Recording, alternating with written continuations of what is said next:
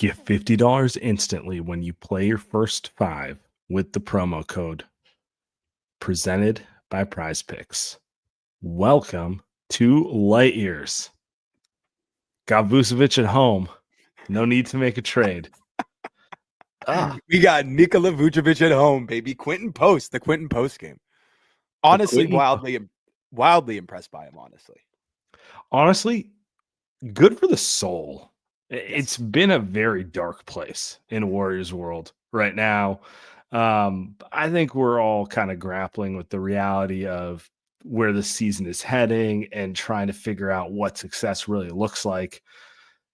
It's probably not competing for anything substantial. It's just hoping to make some form of progress. And, you know, the Kings game last night sucked. It sucked to watch them play so hard, hit so many shots, and then just lose the same way they've lost a billion games not just this season, like the last 3 years, really. Right.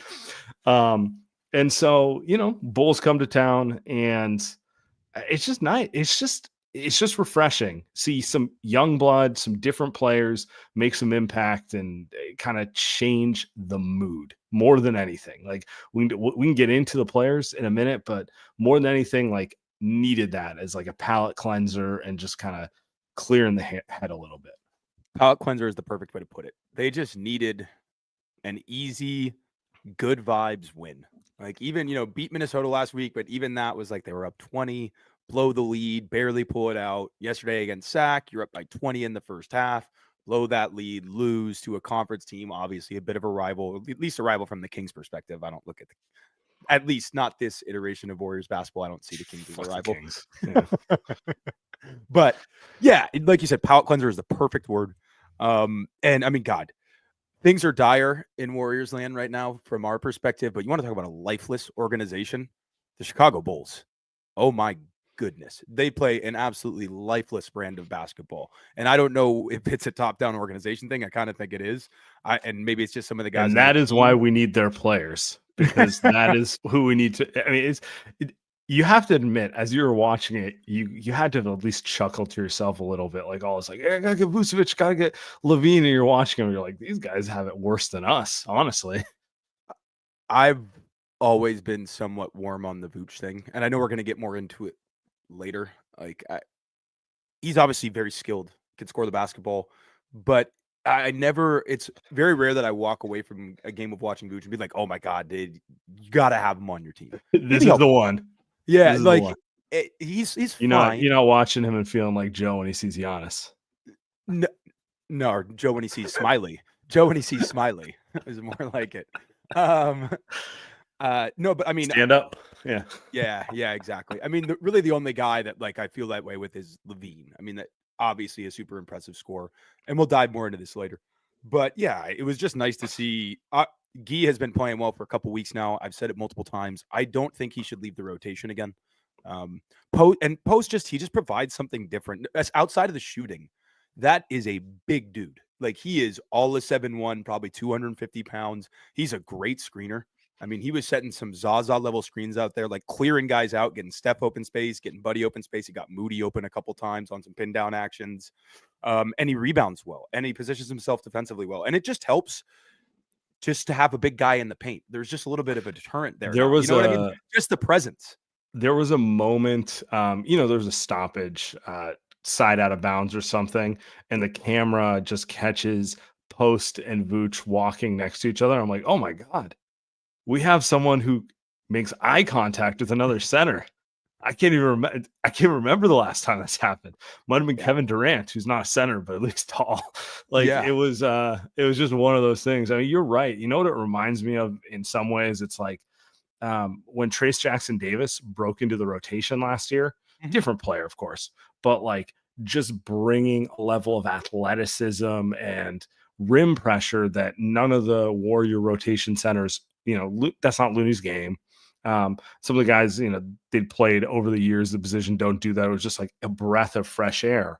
And we'll see where Quinten Post goes with this, but like from a skill set standpoint and like what he does, he provides things that no one on this roster does. So like you're focused on the size, but it's also the ability to step out and hit a shot, the ability to set a screen for Steph and catch the ball and like make a decision and play like a 2-man game with him in a way that like, I don't know, Andrew Bogut's the only 7-footer they've had who could do that. And like different skill set. And, Bogut was a phenomenal player. I want to call him a Hall of Famer, but like a different level Underrated. player. Underrated. But like just, breath of fresh air to just be like, oh, it doesn't have to be this way where they're always undersized because that's the only way they can find space. Like you can find a 7-footer who can find space.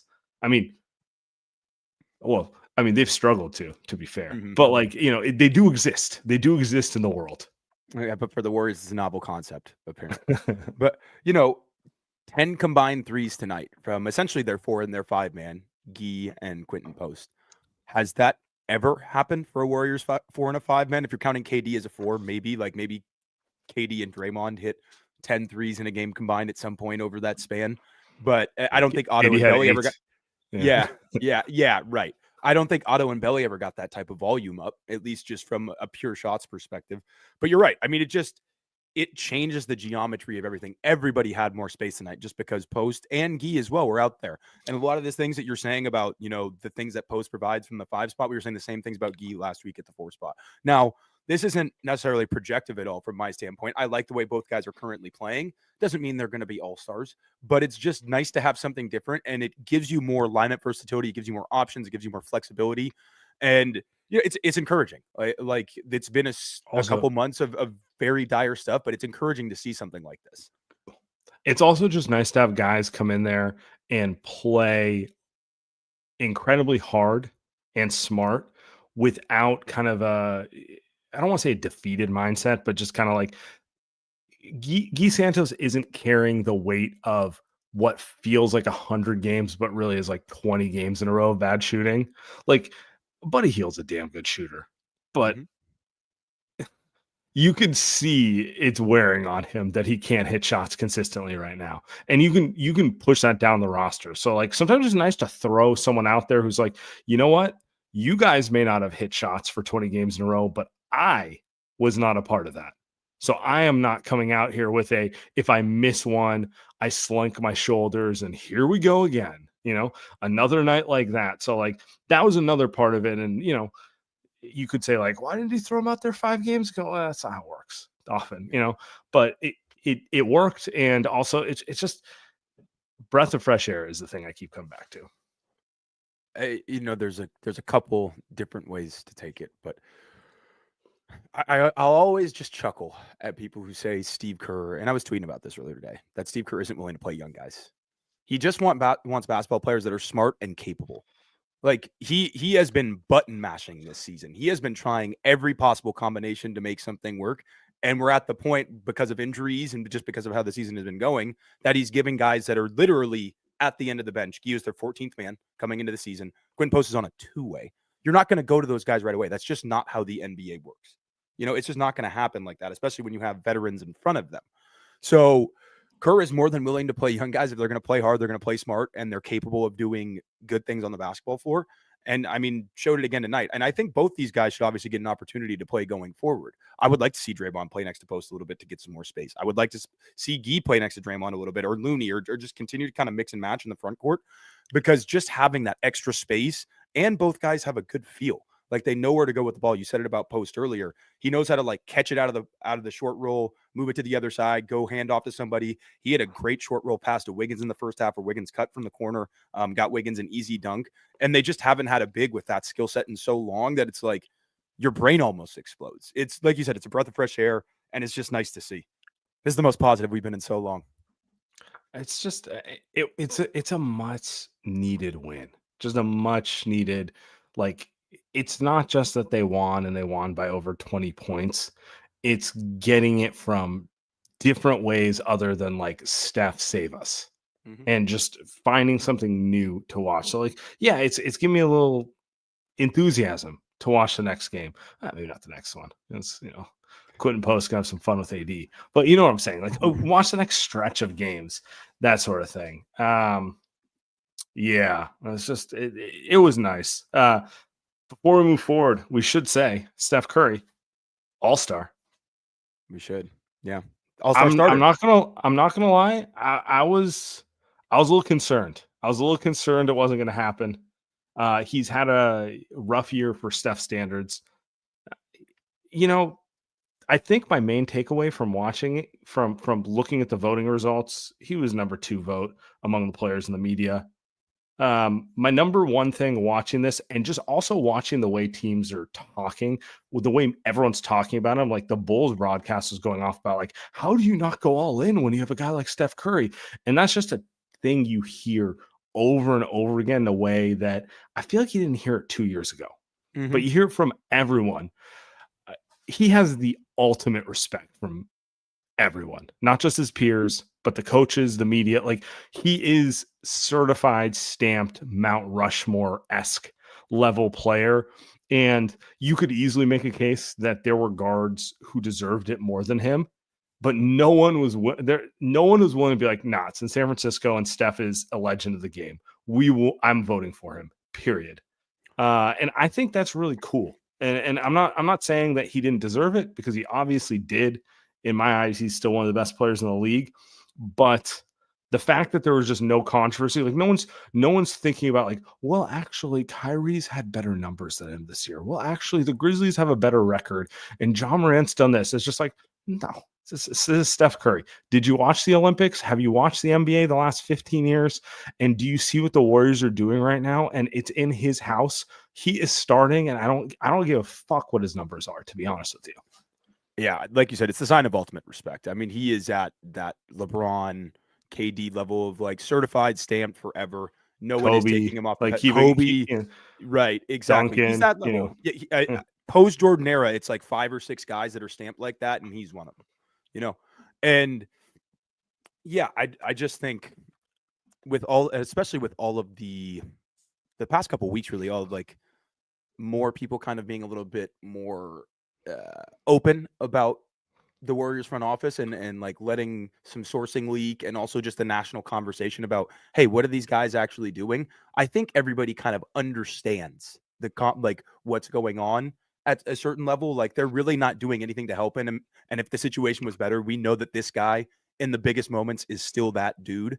And it's that sign of respect. And also, going back to, like, before 2022, this conversation would have been a lot different. But obviously, 2022 finals did a major part in stamping this. And then the Olympics this summer. Like, nobody's ever going to forget that. I saw that trailer for Gold on Court or whatever this morning. I'm like, I don't get hyped about sports documentaries that often anymore. I'm so excited to watch that. And like, at the end of the day, I'm fully expecting to be disappointed, but at the same time, I'll be like, no, I get to relive that, so I won't be disappointed. Exactly. Even if it is, like, hokey and whatever, Yeah, it's fine. I mean, we're going to get a couple great KD quotes in there. We know that. It'll definitely be a certain level of hokey, because that's just how everything is so curated nowadays. But yeah, it's the sign of ultimate respect. And realistically, how many guys on this Western Conference list are you really taking over Steph in the guards if you need to win a playoff series tomorrow? I can hear an argument for Shea. I can hear an argument for Luka. Everybody else, it's not even a conversation to me. I mean, is Luka even going to play basketball the rest of this year? But yeah, he's probably gained 30 pounds. Shea is on, it's a 3-man race for MVP right now. So I'll put him aside. He's in the middle of his prime. It's him, it's Jokic, it's Giannis, and they deserve it. But yeah, to your point, like, love Anthony Edwards. Come on, Kyrie is a legend in his own right, and terrifying player, and he's going in the playoffs. The Warrior fans are not better than anyone, but, like, let's be realistic here, right? Yeah. So I don't know. It's pretty cool, and you know what? It's the rightful thing, because All-Star is coming to San Francisco, going to be in the Bay. They're actually doing half the events at Oracle Arena in Oakland, which I think is kind of cool too. But it would have been so strange if Steph is not the centerpiece of this whole thing. He literally made the Warriors who they are in terms of a global brand. So, worked out. Shout out Steph. Gonna go out on a limb and say they do not get a second All-Star. So yeah, Andrew Wiggins ended up 21st in the player rank. So yeah, I don't see that second All-Star coming from anywhere. Wiggs was great tonight, by the way. He's been great recently. So nothing against Wiggs, but yeah, it's not going to happen. It is not going to happen. All right. Let's talk about Prize Picks, huh? By All the right. way, Yeah, go ahead. you playing? Who you got this weekend? Just for the games in general, I think, God, I want the Commanders to win. I love Jaden. How can you not? Like, he's just, for a rookie, It's an what he's awesome doing. story. Like did anyone see it coming? Right? No, absolutely not. But you hear the way that people talk about him in that organization, like from before the season, everybody's like, he's a dude, and like those stories keep coming out now. And yeah, he's incredible. So we actually have a little deal going on with Prize Picks this weekend. The NFC ship free pick, NFC Championship free pick. So Jaden Daniels pass yards is 99% off. Sam, do you want to talk about that a little bit? Yeah, I mean it's basically a free play right now. They're giving you so Prize Picks, you get 2 or more right and you win. And they're giving you one for free because this would be the Sam lock of the week. He will throw for more than half of a yard. I'll put it out there. So basically giving you a free play. Parlay this with Saquon doing anything and you're going to win money. It's that simple. It's that simple. And so, I love when Prize Picks plays these because then it gets me like, can I double this up? Can I get a third guy in there? Can I get a fourth one? You get really into it. But yeah, you got to play it. It's not going to last the entire time, but free pick, man. Yeah, and I'll be looking. I think we talked about this last time. I always look at Mahomes more rushing yards during the playoffs. I think he's going to need to scramble a couple times and make something happen. And whether they win or lose, his more on rushing yards is only, I want to say 28.5 right now. That just feels like easy money. So you couple that with the Jaden passing yards, he's going to get more than a yard. Maybe you pick a Josh Allen over a half rushing TD. And you're looking at some fun odds there, and always use the flex play. That's what I'll say. Flex play has saved me so many times when I've hit 2 out of 3. And I at least end up making, it's usually about 1-to-1 when you use the flex play if you pick 3 picks. But yeah, so use that flex play and run your game all season long with Prize Picks. Before we move forward, guys, new year, new me. That's not the deal. Let me tell you about Body Spec. New Year's here, and with it comes a perfect opportunity to build a strong foundation for your fitness journey. If you're ready to hit 2025 with a plan that's backed by real data, Body Spec is here to help. So pretty simple, guys. DEXA scan is the most accurate way to measure your body's composition. So most famously known for your body fat percentage, but also lean muscle mass, bone density, visceral fat, the fat around your organs, basically the stuff that like pro athletes and serious trainers do that really tell you, if you're on track and you're fit. And it's kind of the stuff that like, you and me, Tommy, wouldn't traditionally do. You and me, we traditionally just kind of stand on a scale and be like, oh, I'm 5 pounds more than I'd like to be, that sort of thing. But DEXA scan's a much better way to do it. And traditionally, this is like a $300, $400 thing. But with the promo code LightYears45, you can get a DEXA scan for only $45. Start your fitness journey. Locations in San Francisco and LA, and mobile vans across the Bay Area and the greater Los Angeles area. Literally, they will come to you, scan you, 15 minutes, give you your results. Boom, start your fitness journey. Guys, bodyspec.com, LightYears45.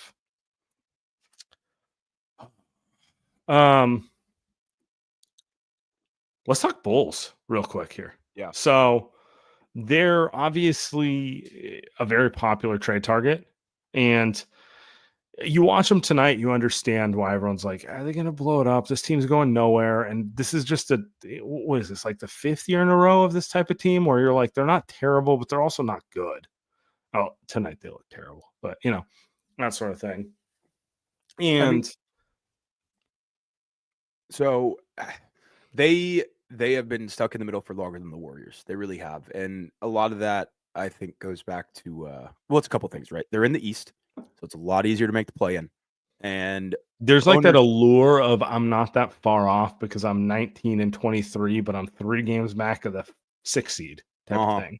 Yep. Like the Sixers, I want to say like 15 and 25, and they still have a very legitimate chance to jump to like the top end of the play in. And they're having an awful season.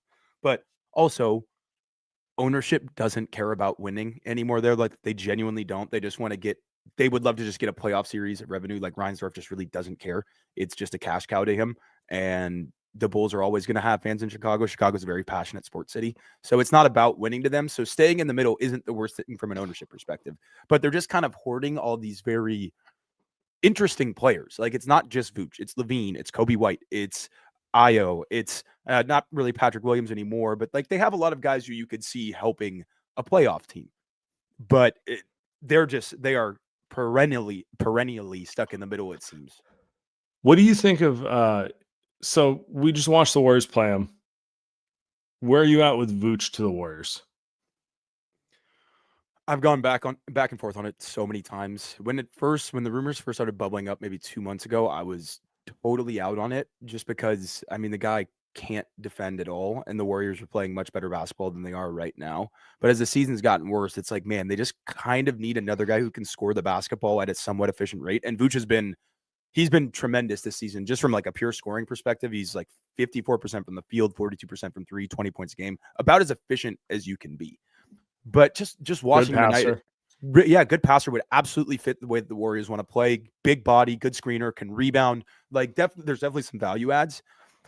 But at the same time, most of the time, when I think he lit the Warriors up maybe 2 years ago, like at 30 something, and he's done that on occasion to them. But a lot of times when I watch him, I just come away unimpressed. And there just isn't, even though he scores well, there's not like a ton of force behind his game unless he's playing in the post, like unless it's a pure post-up situation. And the defense is just, it leaves so much to be desired. And you can convince yourself that you put him next to Draymond, you put him in a better defensive ecosystem with maybe some better on-ball defenders like a Wiggins, whoever else would still be on the roster at that point. But I'm not really moved by it. Like, I'd be more interested in Lavine, obviously, but that's much harder to get to at this point. I'd be more interested in Kobe White. I love Kobe. I think there's a lot there. He can really shoot the basketball. He plays super hard. He can get downhill. There's a lot to his game. So, I mean, if you're saying it's only going to take a couple salary filler guys and a couple second round picks, then yeah, why not do it just to get some more offensive firepower? But I'm not dying to get it done. Yeah. And I think that's kind of where the Warriors are landing with it. Like, as frustrating as it is to hear, oh, they want too much for him and the Warriors not interested in making deals. I have to agree with them. Like, let's see what happens in 2 weeks. Let's see what the real price is on February 5th or whatever the day is. I would absolutely trade expiring contracts for him because I think he helps your rotation. He's not a closing player, though, and I wouldn't be giving away big-time assets going forward for him. So, I don't know. We'll see where it plays out. He definitely could help the team. He didn't look particularly great tonight. Quinten Post looked better than him tonight, but like, let's be real. He's done it for multiple years in a row, and this is Quinten Post's first time out. So, yeah, that's kind of where I'm at with it in general. Lavine is the more interesting one because it's been heavily speculated that the Warriors could have got him for essentially Chris Paul's expiring, Moses Moody, and like GP2. And they didn't do it. And at the time, Lavine was hurt. And I get his value was an all-time low last year, right? He was injured. They were kind of in a bad situation, looked bad. Well, he's bounced back and he looks phenomenal now. Like, he's having an amazing year right now. And so my first question for you is, now the price is much higher. Would you give up Jonathan Kuminga? And so there's basically two ways you can trade for him. Okay. One involves you use Andrew Wiggins or Draymond Green's contract, which let's call it 25. Okay. Then you put Kuminga on top of it. So now you're at 33, 34. Then you got to throw like GP2 and someone else just to match contracts. That's number one. Number two is you say, I'm not going to trade Wiggins or Draymond because they're too important and I want Lavine to be partnered with them. So then you got to go, just to make the contracts work, Schroeder, GP2, Looney. Now you're at 30 million. Then you throw Kuminga, which is all they really care about. And then you got to throw in like Buddy Hield or Kyle Anderson to make it work. So 5 players, even if a bunch of them are expiring, to make it work. And that's assuming they would accept it without a pick. Would you be interested in doing something like that right now, given their cap situation, given everything you know? That 5-for-1, you're so backed into a corner there. It would be really tough to fill out the rest of the roster just because of the hard cap situation. And literally you'd have to find 4 or 5 guys to fill out the roster because they're still at 14. D The Warriors Santos. are. I know. Look, I mean, my biggest thing with like looking at trades in general has been there's a lot of depth on this roster. Genuinely, there are a lot of really good 7 to 10 rotation level guys on this roster. The issue is top end talent. So from that standpoint, Zach is incredibly intriguing. Like if you could have got it done for CP3 this summer, you don't end up with Melton. You don't end up with a couple other guys. And I would have been totally fine with that. Like we talked about this offline. You get Chris Dunn instead of Melton for the TPMOE. You get Zach, and then you kind of just have like your young guys on the bench. You don't have many of these veterans, and I would have been totally fine with that. But I don't think I'd want to give up Wiggins plus Kuminga plus whoever else would be really tough. Just because now you have absolutely no athleticism and defense on the wing. Like Zach is incredibly athletic, but he's not like a defensive stopper type athlete. Like he's more offensively driven, obviously. And you would just lose so much defense if you're giving up Wiggins, Kuminga, and GP. So then like you're swapping problems, right? You're swapping deck chairs on the Titanic. So if we were going to do it, I would, I guess, lean towards the 5-for-1 thing instead of giving up Wiggins and Kuminga. But either way, it just doesn't seem ideal to this at this point because you have to gut the roster one way or another. Would they actually be better if they did that? The 5-for-1? Yeah.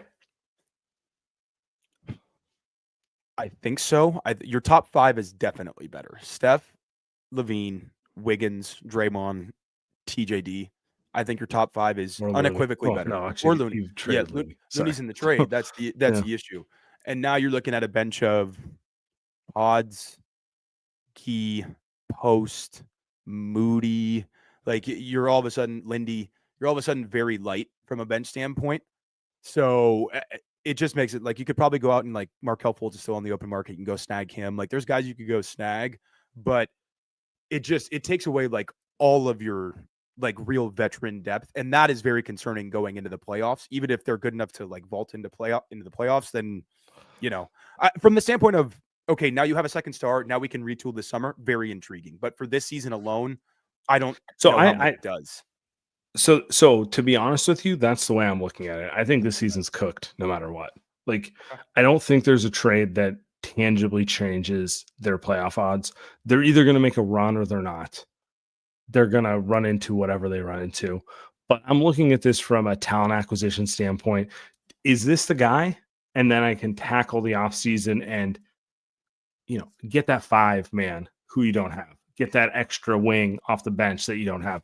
Do those sort of things. So the real question is, do you want to kind of empty your rotation and your depth on Lavine, or do you want to hold waiting for someone else? And the hold kind of sucks because they've done a lot of holding, right? Like there's this certain like in my head where I'm just like, motherfucker, just take a shot, like that sort of thing. But like that is kind of the question if you think about it. So yeah, if it's the binary of trading all of that for Lavine or just waiting for the summer, I think I'd probably rather wait for the summer. Yeah. I would say, I know it's not fun and we've been way too patient as is. I'd rather take a lower level swing. I'd rather trade for Kobe. Honestly, I'd rather swap like Schroeder for Kobe and say, hey, now we got a good young guy on an incredible contract. That Kobe White contract, I think he only has one more year after this. It's one of the best contracts in the league, in my opinion. But now, you'll have to you'll have to give up a lot more to get him. Probably because of that. That part of the like, even with Zach Lavine having a renaissance this season, he's still not going to get traded for pure talent value because his contract's still viewed as a net negative. I mean, like it's not this. It's absolutely not this bad, to be clear. But like the Suns, I'm not convinced the Suns are going to get Jimmy Butler because I don't think they can find someone to take Bradley Beal. I don't know that they're going to, and like it's a much worse situation. Like I still think he's a good player, but it's like Levine's so many years of not applying yourself, not like missing 50% of the games. Like I don't think anyone wants him. So all that's to say, like Lavine, you're still getting him for less than his talent, Yeah. No, absolutely. But what would be your line with Kobe? But I think 2 firsts is too much, personally. Like, if it was whatever I contract mean, and this then 2 if round he's picks. available for one first, you do it because he's not old. He's what, Right. 25? Something Younger like than that.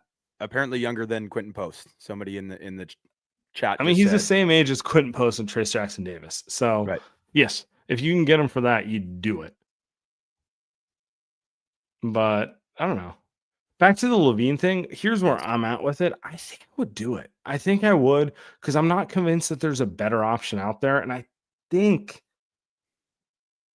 he's closer to Devin Booker than he is to Bradley Beal. He's really fucking good, man. He's really good. And he looked lifeless tonight. But I mean, you watch him on a lot of these games you've had him recently, he's been over 30 points like 8 of the last 10 games. He can really score the basketball. He also fits perfectly next to Steph, Wiggins, and Draymond. So there's something to be said for that. Like he Wiggins doesn't really want to be shooting the amount he has to shoot. He'd rather be a 3-and-D guy, and he's actually a very good 3-and-D guy. Draymond, we know what he does. Steph, obviously, we know what he does. You're trying to get a little more of the 2-guard position. I mean, he's more explosive than Jordan Poole, and we saw what that looked like. And yeah, to the chat's point, no, I'm not waiting for Giannis. I think this is the best you can get. I think it's the best you can get. Part of me is still annoyed they didn't do it in the offseason, but if the option's there right now, screw it. I don't give a like 5 players. Okay, 5 players. I agree with you. That's a lot, and it's going to suck from February to April. But do I care if Buddy Hield's back next year? No. No. Do I care if GP2's back next year? No. Do I care if Dennis Schroeder's back next year? No. Like, these were all guys you were going to move off of or go in a different direction anyway, if we're being honest with ourselves. Losing Looney would suck because just culture, like, it's Looney, you know? Like, I don't want to do that, right? But it is what it is, right? And then you're cashing in on the Kuminga chip. So this is what you're cashing in on. And to me, I just don't think you're doing better than that. If you asked me, like, do you think Kuminga will be a better player than Zach Lavine? No. Do you think he'll be a more impactful player than Zach Lavine in the next 2 years? 2 years? Absolutely not. 4 years? Maybe, if he really figures out how to defend. How about just 3 years? We'll say the Steph window. No. Yeah, I'm going no. I don't. Do you think they can do better with the Kuminga contract than Zach Lavine? Possibly, but I don't know what that option is right now. See, I don't. I don't see it. I don't like. They had a shot to utilize him in a pick to get Siakam. I don't even know if that's better. I think that's negligible, to be honest with you. It's a. Do you want the scorer or do you want more of the all around player, right? And like, yeah, I don't see a world in which Kuminga is a better player than someone like Zach Lavine. And to me, it's just like, just go for it. If Kuminga ends up being that dude in 3 years, so be it. I'm willing to live with it. Like, how much have we talked about it? Like, Steph is worth it. I'm willing to see it. I'm willing to see it out, you know? Yeah. I mean, a couple things here. Like, if you tell me that they get the 5-for-1 trade done for Zach, I'm not going to be mad. Like, I'll be very excited to have Zach Lavine on my basketball team. And I'm seeing some mixed reviews of Zach in the comments. He would fit so well in Kerr's offense. Movement shooter, can get downhill, loves to come off of screens. Yeah, his passing leaves a little bit to be desired sometimes, but so did Klay's. Like, just He's better purely, than Klay. Although purely offensively. Please, no one take out of context what I'm saying. Purely offensively, Zach is every bit as good as Pete Klay offensively, and maybe even a little bit better. Maybe not the big game. He doesn't have the big game. He hasn't showed up in big games like Klay has, obviously, but he's also never had the opportunity. But just in terms of like the skill set and the talent, he's right there, and he can get to the rim way better than Klay ever could. Nowhere near the defender, nowhere near as tough, nowhere near as competitive. I'm not trying to knock Klay down at all, but in terms of system fit, it's right there. And we saw Lavine be a winning player in the Olympics, in the 2021 Olympics. If anybody watched, like he really tried on defense. Draymond came away very impressed with him from those Olympics. And the line for me, as funny as it is, And I wouldn't say no either way, I don't think. But if you're telling me you can keep one of Looney or slow-mo for this season, I'm like I'm all the way in on a Lavine trade because I think you're just going to need that size on your bench. Like you're going to need some more veteran presence. But if they get it done, like I said, I'm not going to be pissed at all. I think those are the type of players, to be clear, like it's not obvious. It's like that's why I think it's funny. It's like the Warriors want Giannis. It's like, yeah, cool. Me too. So do 29 other teams. Exactly. Like the more realistic thing is you're evaluating trading Kuminga for a better player, but not a perfect player. And is that, do you want to make that move or do you want to see what you have going off of it? Like it's a little less straightforward. Yeah, make it like, to be honest, like Kuminga just hasn't been good enough that you can say he's getting me a proven A-list star or that he is my proven A-list star. He is kind of still a mystery box in many ways. And so with a mystery box come a mystery box trade. Zach Lavine is a mystery box trade. Like very talented scorer. It is very fair to say, okay, but I haven't seen him in many winning situations. And he makes a lot of money. And can you fill out the roster with him? And like, these are all real things to say, right? Like none of this is unfair. But that's kind of the situation you're in. You don't have Wembanyama, like Kuminga's not Wemby. Kuminga's not like that type of prospect where you're just like, well, we're only trading him if it's for Giannis, and if it's Wemby, you're just not trading him, right? So, yeah, I mean, you know who else was a mystery box trade? Andrew Wiggins. And that doesn't mean Lavine would work, but you kind of had to take the swing there. And to jump back to the Kuminga point, and I tweeted something like this earlier today, and it's funny. It's the 10th anniversary of Klay's 37-point quarter against the Kings. Happened January 23rd, 2015. Klay was in year 4 when that happened. On the 2014-15 championship team, Klay was in year 4. Draymond Green was in year 3. Harrison Barnes was in year 3. They all started for an NBA champion. Could Kuminga do that right now? I don't think so. Maybe I'm wrong. But you kind of know who guys are by this point. And Kuminga's younger than those guys. He's only 22. Those guys were older in their years of their career. They were older. They all spent some time in college. Kuminga never did. But at the same time, you kind of know guys' tendencies when they've been in the league for this long. And you just don't know with Kuminga yet. It's still a mystery box. I'd rather bet on a mystery box like Lavine, who's shown the ability to score 25 consistently in the NBA over years and years and years, than a young guy where you really don't know where it stands. Yeah. Should probably talk about VIA, huh? Let's do it. All right. 2025, a new you and a new year full of new possibilities. Don't let the bad times of 2024 bring you down. This year, reach new heights with VIA. Trusted by over 500,000 happy customers, VIA is the Swiss Army knife of wellness, dedicated to harnessing the natural benefits of hemp to create a high-quality wellness product. Whether you're looking to improve your sleep, focus, recovery, add a little pep to your step, or just get high, VIA has something for you. With products ranging from 0 to 100 milligrams of THC, VIA gives you the power to blaze your own trail. So anybody that's been watching the show recently, you guys know how much I love VIA's CBD products. I use their Zen for sleep all the time, and I use their Flow State for focus at work. I cannot recommend those highly enough. So anybody that's not looking to get high, they just want to relax a little bit and help improve their sleep or improve their focus, use Zen, use Flow State. You guys will absolutely love them. So if you're 21 plus, check out our link to VIA's website in the description and use code LIGHTYEARS for 15% off. That's code LIGHTYEARS to receive 15% off. And if you're new to VIA, you get a gift free of choice. All you have to do is after you purchase, tell them that LIGHTYEARS sent you, and they'll send you a free gift. It's the best way to support our show. This year, enhance your everyday with VIA. Where were you when Klay did 37 and a quarter? I was in Seattle at the time. I was living in Seattle. I was finishing up my senior year of college. I was sitting in my nice on-campus apartment. I think I was watching on I'm pretty sure I was using whatever the legal streaming app of the era was, and I had it hooked into the TV with an HDMI cord. And nice. I mean, it was, it was one of the very few times. It's really been Klay has only ever gotten that hot of NBA games I've watched. Like he obviously did it against the Pacers. He did it against the Bulls actually in Chicago. And Steph can get that hot, but it's different. You know what I mean? Yeah. Steph's happens like very quickly. It happens in like 2 minutes and the game's over.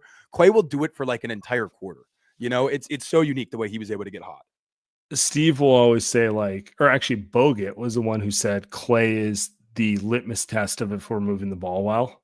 And Mhm. it's true. And I think there's a reason that Steve and others like feel such an affinity towards him because, like, if the ball's really popping, Klay is usually the one finishing the play.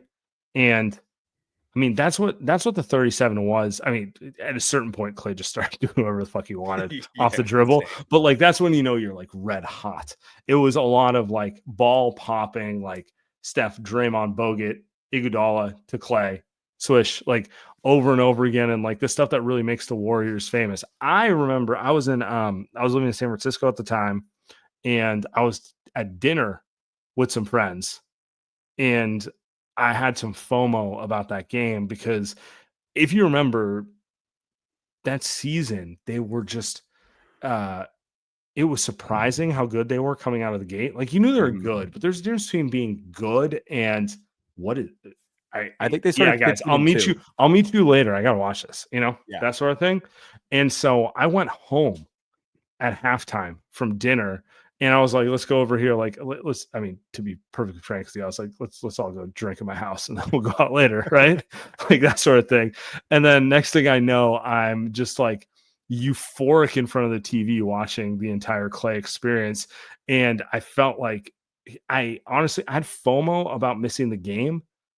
And I feel so good about myself that I actually like was kind of a dick to my friends and made them go back at that point. Doing that today, I don't know if it'd work. It'd be like you get the FOMO, you go back. It's like you watch fucking Steph get trapped for 30 minutes and everyone's like, what the fuck are you making me do? But it worked out for me that time. So I have a very distinct memory of it. It Did was he a go good time. 13 of did he go 13 of 13? Is that Yeah. what it was? I think it was 11 of Unbelievable. 11, actually. He did Yeah, not but miss a shot in the third, yeah, I know or he that did part, not yeah. miss a shot. And it was, yeah, it was a, that was maybe the game I believe they could win a title.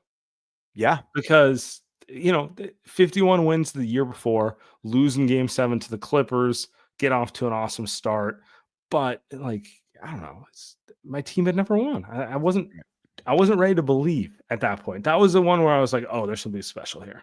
Yeah, if is it like just a cute story or is this like real? But I think there was a lot of moments over the course of that season where stuff like that happened. And even like at the end of the season, like Steph winning the MVP was like, man, this is like this is getting very real. Like Yeah. these guys aren't just like a cute story anymore. These guys could actually be champions, and obviously it turned out that way. But yeah, just it's crazy that that's 10 years ago now. I can't believe that. I'm feeling old, man. I was 23 years old and I was in college. Like that doesn't even seem possible that the Warriors run has been going on that long, but it has been. Honestly, it kind of makes me miss Clay. I'm gonna be honest. Like Yeah. I was okay with him leaving, even if I understood all the dynamics around it and like everything around it. I was just like, it's for the better. But now, then you get into it, you watch him on another team, you're like, it would have been nice to see him ride out with the rest of the guys. Reality sets in, and I Yeah. don't think he's having the best time in Dallas. He's having a bit of a down year, and that might just be where he's at in his career.